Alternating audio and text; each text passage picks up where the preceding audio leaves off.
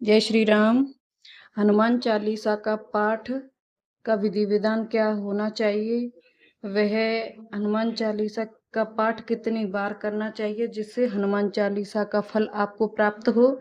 सबसे पहले मैं आपको बता दूं कि हनुमान चालीसा पढ़ने से क्या क्या लाभ होते हैं। जो आप हनुमान चालीसा का पाठ करते हैं तो आपको क्या क्या चीज़ें प्राप्त होती हैं, लेकिन जब आप हनुमान चालीसा पाठ शुरू करते हैं, जैसे मैं आपको आगे बताऊंगी, तो उस पाठ को करने के बाद जो आपके घर में जितने भी वह प्रेत की बाधाएं होती हैं, वे सभी बाधाएं धीरे धीरे प्रभावहीन शुरू हो जाती हैं। प्रभावहीन का मतलब होता है कि उनमें जो शक्ति थी, जिस शक्ति से अपना प्रभाव दिखा रहे थे, नकारात्मकता प्रभाव आपके ऊपर, आपके घर के ऊपर दिखा रहे थे, वे प्रभाव धीरे धीरे शून्य होना शुरू हो जाता है। और एक ऐसा समय भी आता है जब वह नकारात्मक शक्तियाँ पूर्ण रूप से शक्तिहीन हो जाती हैं, यानी कि वह आपका किसी भी प्रकार से नुकसान नहीं कर पाती और वह फिर नष्ट हो जाती हैं।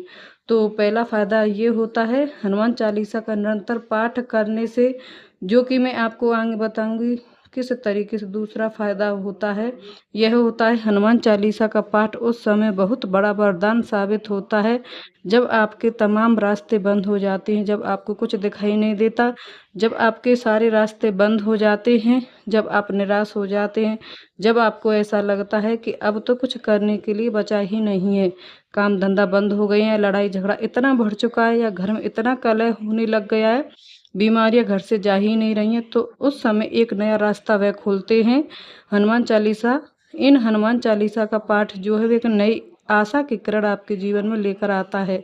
साथ ही हनुमान चालीसा का पाठ करने से आपके सभी पितृ प्रसन्न होते हैं। यह चीज़ें आप ध्यान दीजिए। अगर तो आपके घर में है और हनुमान चालीसा का पाठ आप कर रहे हैं, जो विधि मैं आपको बताऊंगी, तो आपके पितृ भी आपके प्रसन्न होते हैं, आपके घर में सुख शांति होती है। साथ में उनका पितृ दोष है वह धीरे धीरे समाप्त होना शुरू हो जाता है। अगर आपका होता है हनुमान चालीसा जब पाठ करना शुरू कर देते हैं तो हनुमान जी महाराज आपको स्वप्न के माध्यम से दर्शन देना शुरू कर देते हैं। कई बार आपको ऐसा लगेगा सिंदूर की मूर्ति आपको दिख रही है। खैर, आपको ऐसा सपनों के माध्यम से देखिए जैसे आप मूर्ति पर चोला चढ़ा रहे हैं, आपको ऐसा लगेगा क्या भंडारा कर रहे हैं कि वे हनुमान चालीसा पाठ करें। हनुमान जी की मूर्ति के सामने आपको ऐसा स्वप्न के माध्यम से दिखेगा।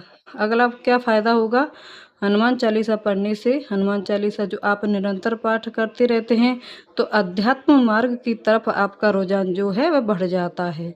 हनुमान जी की असीम कृपा, साथ ही भगवान श्री राम की असीम कृपा के कारण अध्यात्म मार्ग में आप धीरे धीरे आप चलते चले जाते हैं। आपको एक सीढ़ी बनती चली जाती है जिससे आप एक सही रास्ते पर पहुंच जाते हैं। तो हनुमान चालीसा के जो प्रभाव हैं, जो फायदे हैं, अगणित हैं।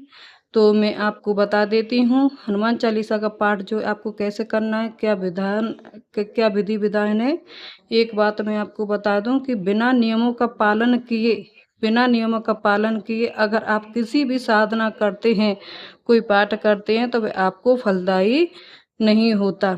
जैसे उदाहरण के रूप में जब किसी देवता की स्थापना करते हैं, जब आप किसी के चालीसा का पाठ करते हैं, जब आप किसी के चालीसा सुंदर कांड या फिर मंत्र का जाप करते हैं, तो इसका मतलब होता है उस देवता का आह्वान कर रहे हैं। आह्वान मतलब वह देवता उस देवता को आप न्योता दे रहे हैं, बुलावा दे रहे हैं। तो वह देवता जो है आपके घर में प्रवेश करने के लिए आता है। तो वह चीज़ें हैं, यह है कि आपके नियम जो है वे होने चाहिए कि जैसे हनुमान जी महाराज को आपके घर में तो नकारात्मक शक्तियों को हटा देंगे, पर आपके घर में तामसिक चीज़ों का प्रयोग उस समय होना ही नहीं चाहिए। इस चीज़ का ध्यान रखना, तामसिक वस्तु का प्रयोग बिल्कुल भी नहीं होना चाहिए।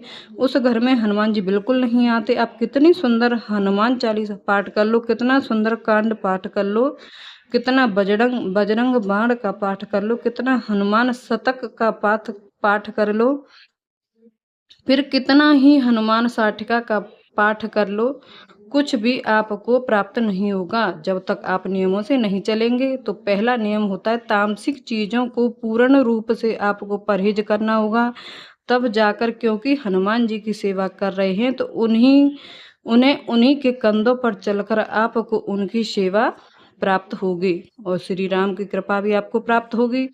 दूसरा नियम होता है, जब भी आप हनुमान चालीसा का पाठ करेंगे तो मंगलवार को पूर्ण ब्रह्मचर्य आपको धारण करना है। आप वैसे आपने और दिन मत कीजिए, पर मंगलवार के दिन और शनिवार हो सके तो अच्छी बात है, आप ब्रह्मचर्य का पालन कीजिए। शारीरिक और मानसिक अन्य दिनों में आपको मानसिक रूप से पूर्ण ब्रह्मचर्य का पालन करना, किसी के भी प्रति आपके गंदे विचार, गलत विचार अपने दिमाग में नहीं लाने हैं।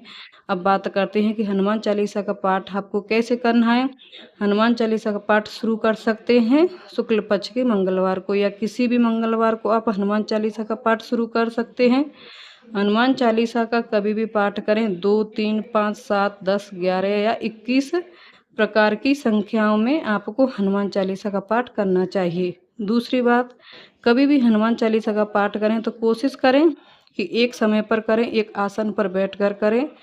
इस समय जो है वह एक होनी चाहिए, जैसे सुबह 6 बजे करते हैं तो शाम को ही 6 बजे करें। फिर अगले दिन सुबह 6 बजे ही के समय आपको लेना है, तो एक समय पर जब आप करोगे तो उसका प्रभाव तीव्र होगा।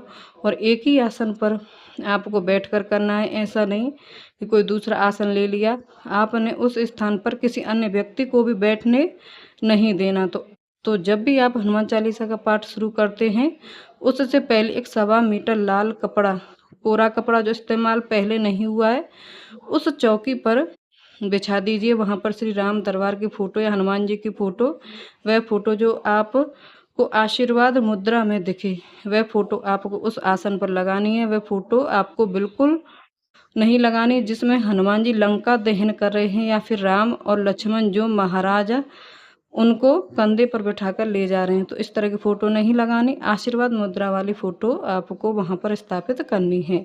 और उसके बाद आप जो कर सकते हैं वह कर सकते हैं कि हनुमान मंदिर में जाकर हनुमान जी को चोला चढ़ा सकते हैं, चमेली के तेल का सिंदूर का चोला चढ़ा सकते हैं। माला 11 बार गांठ लगाकर, 21 बार गांठ लगाकर, आपकी जैसी इच्छा है 11, 21, 51 बार गांठ लगाकर उसे एक माला के रूप में दीजिए। और भगवान हनुमान जी को आप यह कहना कि उससे हनुमान जी प्रसन्न होते हैं। मंगलवार का व्रत भी आप धारण कर सकते हैं। मैं आपको बता रही हूँ कि इनमें से जो भी आप करना चाहें वे कर सकते हैं, अपनी सुलभता के अनुसार आप ही। साथ ही मंगलवार को प्रसाद के रूप में बूंदी जरूर बांटिए।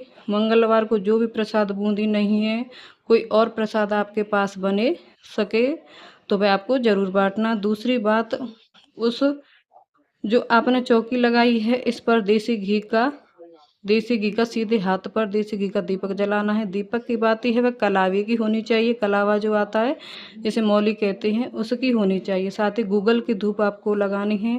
इसका पाठ अगर आप शाम को करोगे तो बहुत ही अच्छी बात होगी। सूर्य ढलने के बाद उसका रिजल्ट जो है वह बहुत जल्दी आपको मिलता है। उससे पहले मैं आपको बता दूं कि एक माला आपको श्री राम जय राम जय जय राम, श्री राम जय राम जय जय राम, श्री राम जय राम जय जय, श्री राम जय राम जय जय राम माला आपको करनी है। या फिर इसकी आप नहीं कर सकते तो ओम राम रामायण नमः, ओम राम रामायण नमः, ओम राम रामायण नमः, ओम नमो नमः भगवान श्री राम से आपको प्रार्थना करनी है।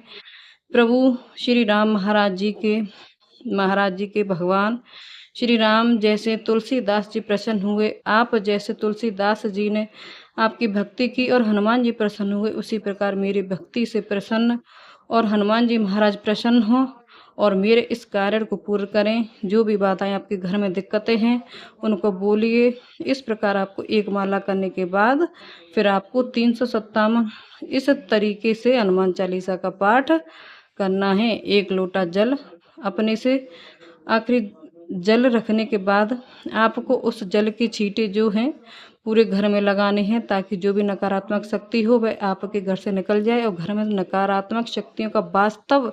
तो इस प्रकार से हनुमान जी हमारे यहाँ विराजमान होंगे और तमाम आपके संकटों को दूर करेंगे। तो इस प्रकार की हनुमान जी की हनुमान चालीसा का पाठ, जिससे हनुमान जी तुरंत प्रसन्न हो, तो यह जानकारी आपको पसंद आई होगी। अगर आप पहली बार माता अम्बे की शक्ति चैनल से जुड़े हुए हैं तो सामने जो लाल कलर का बटन है उसे दबा दीजिए, चैनल को सब्सक्राइब कर लें और आपकी हमारे चैनल की जानकारी आपको मिल सके इसके लिए बटन को दबाएं, आइकन बटन को दबा दीजिए, घंटे के निशान को, और हमारे साथ जुड़िए।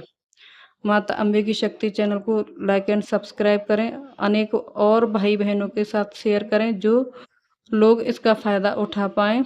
तो मैं हनुमान जी महाराज, बाबा भोलेनाथ से और हनुमान जी महाराज से सदैव यही विनती करूँगी कि आप सभी पर अपनी